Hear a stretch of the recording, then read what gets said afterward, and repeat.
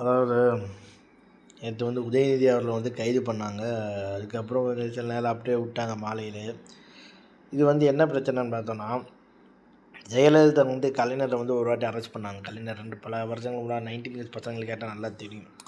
So அது மாதிரி விஜய் அவர்கள் வந்து தன்னை ஜெயலலிதாவை நினைத்து கொண்டிருக்கிறார். உதயநிதியை கைது செய்ததால் அவர் வந்து ஒரு புலிவாலை பிடித்து விட்டார் சொல்லிட்டு திமுக தொண்டர்கள்லாம் வந்து ஒரு மிகப்பெரிய ஒரு போராட்டம் தமிழ்நாடு முழுக்க.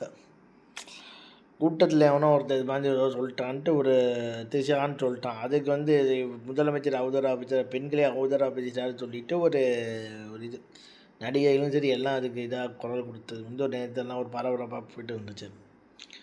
நைனா நாகேந்திரன் வந்து விஜயும் திரிஷா வச்சு ஒன்று சேர்த்து ஒரு வாட்டி ஒரு பேச்சு பேசினார். ஏன் அதுக்கு ஏன் விஜய் அவர்கள் ஏன் இதை கண்டனம் சொல்ல தாவேக்காவினை கொந்தளிக்கல? ஏன் இப்போ கூட பவரில் தான் இருக்காங்க, அவர் மேல் நடவடிக்கை எடுக்கலாம் முடியுமா? முடியாது. ஏன்னா மத்தியில் இருக்கக்கூடிய பாஜக என்கின்ற ஒரு ஆளுங்கட்சியில் கூட்டணி இருக்கிறார் அவர். ஒருவர் கையை வச்சு நம்ம ஏன்டா இன்கம் டேக்ஸ் இபிஐன்னு நம்ம பயப்படணுன்ட்டு தாவேக்காவுடைய முதலமைச்சர் விஜய் பயப்படுறாருன்னு சொல்லிக்கிட்டு திமுகன்னு ஒரு பக்கம் சொல்கிறாங்க. ஸோ இதுதான் இப்போ ட்ரெண்டாக போயிட்டுருக்குது. ஸோ இது யார் அரெஸ்ட் பண்ணணுமோ இவர் வந்து பாஜகவோட ஒரு கைப்பாவின்னு இவர் விஜய் அவர்கள் முதலமைச்சர் விஜய் அவர்கள் எல்லோரும் சொல்லிகிட்டு இருக்கிறாங்க. தமிழ்நாடு முதலமைச்சர் ஏன் இப்படி சொல்கிறாங்கன்னா, ஏன் நைனா பாஜக பற்றி பேச மாட்டேங்கிறார், அதை பற்றி பேச மாட்டேங்கிறாருன்னு. ஏன்னா அரசியல் வந்து அவர் விஜய் பேசிதானா, அவர் பேச மாட்டேங்கிறார், தப்பு தான்.